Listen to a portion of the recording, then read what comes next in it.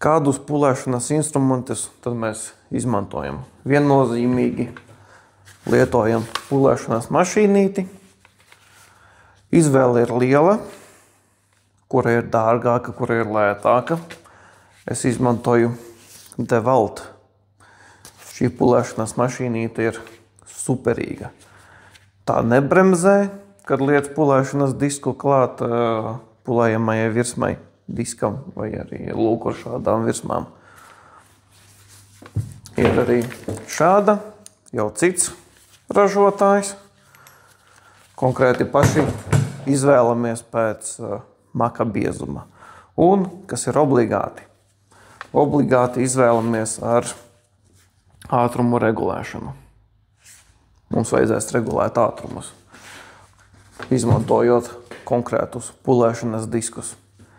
Bet par pulēšanas diskiem es pastāstīšu jau nākamajos video. Tad jau tiekās nākamajos video un pulējam metālu. Nepulē raķeti, pulē metālu.